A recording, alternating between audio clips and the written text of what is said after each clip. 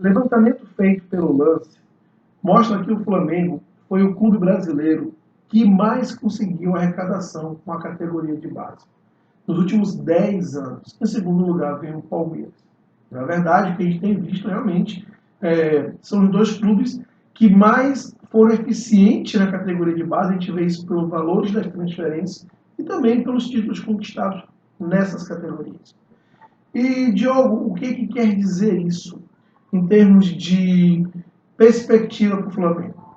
Primeira coisa, que a gente tem trabalhado, pelo menos nas divisões de base, tem feito um excelente trabalho, diferente da gestão esportiva no time de cima, no time profissional, que a gente vem falando aqui que tem sido muito amador. Mas no que concerne a divisão de base, realmente o Flamengo vem fazendo um excelente trabalho. De acordo com o levantamento do Lance, o Flamengo faturou mais de 1 bilhão de arrecadação nos últimos 10 anos com transferência dos jogadores de base, da base do Flamengo. Já o Palmeiras, que é o segundo colocado, faturou um pouco mais de 900 milhões. Ou seja, o Flamengo 1 bilhão e o Palmeiras na casa de 900 milhões. São, de longe, os maiores exemplos do continente. Agora, o ponto importante, e o Flamengo precisa levar isso em perspectiva, eu não estou dizendo que o Flamengo não vai vender jogadores da base, porque isso vai acontecer, o Flamengo não vai consumir, aproveitar todo jogador que ele forma na base. Mas é um ponto importante se a gente observar a receita do Flamengo, em termos de orçamento, realmente, cada vez mais a venda de jogadores ela vem tomando uma importância menor. Né? O Flamengo ele concentra muito as suas receitas no tripé de sócio-torcedor, que eu boto junto com bilheteria e aquele match day no Maracanã. A outro tripé é a questão dos direitos de televisão. E você tem o outro tripé que é a questão dos contratos publicitários. O Flamengo ele concentra as suas receitas muito nesse tripé, que é sócio-torcedor, bilheteria, match day e tudo mais, direitos de televisão e os contratos publicitários. Então, cada vez mais, esse tripé vem fazendo mais, tendo mais importância no orçamento do Flamengo e a venda de jogadores que já foi importante, vem reduzindo a sua importância. Isso significa dizer que o Flamengo, caso tenha uma gestão esportiva estratégica e profissional, pode começar a pensar, ao invés de ficar também trazendo só jogadores medalhões, jogadores consagrados, começar a planejar a carreira desses jogadores no time de cima, da maneira correta. Não é colocar e o cara ficar 3, 4 meses e achar que não deu certo e vender. Da maneira correta.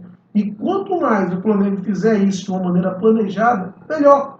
O Flamengo não precisa colocar um time de base só garoto, mas ele pode ir mesclando e subindo certos jogadores e segurando, retendo mais esses jogadores para que eles também proporcionem ganhos esportivos e não só os ganhos financeiros. Como cada vez mais o Flamengo, devido à sua grandeza nas receitas, vem dependendo cada vez menos de venda de jogadores, com certeza ele pode fazer um planejamento diferenciado disso. Porque, como eu disse, ele está cada vez mais concentrando as suas receitas nesse tripé que eu mencionei, que não está incluso a venda de jogadores. O Flamengo é o único clube que tem essa condição. Talvez o Palmeiras se aproxime, mas não tem a mesma condição que o Flamengo de conseguir resistir ao mercado em relação à venda dos seus jogadores. Muito em função disso que o Flamengo é o primeiro colocado nesse levantamento feito pelo Lance. Por quê? Porque os clubes chegam no Flamengo, oferecem algum valor e o Flamengo resiste. Ele realmente só vende quando é um valor absurdo que realmente não tem como recusar. Mas, como eu disse, ainda assim o Flamengo tem capacidade de recusar mais e manter certos jogadores. Pensa comigo, de uma forma estratégica, como seria importante você reter atletas da base.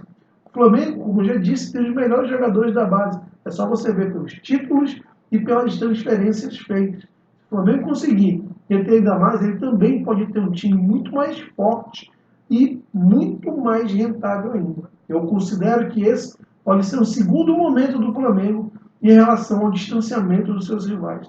E por que não dizer, fazer uma associação com o que acontecia no final dos anos 70 e início dos anos 80, onde tinha aquela frase que craque se faz em casa. Eu acho sim que o Flamengo vai continuar sendo um clube comprador pela característica que ele tem de ser um predador, de ser um clube ponteiro no mercado, de maior poder aquisitivo, mas, como eu disse, ele pode sim mesclar com essa característica que ele sempre teve de revelar grandes talentos. E por que não ter uma mescla e ter um time muito mais forte e, de novo, muito mais rentável. De novo, é um segundo momento em que o Flamengo pode criar um distanciamento ainda maior dos seus rivais. Se tivermos uma diretoria minimamente profissional, vai pensar 2, 3 passos à frente. Na verdade, a gente sabe que é isso que falta para o nosso Flamengo criar uma hegemonia no futebol do continente. Ter uma diretoria profissional que esteja sempre 1, 2 passos à frente dos seus rivais. Não esqueça de se inscrever no canal Flamenguista do Norte.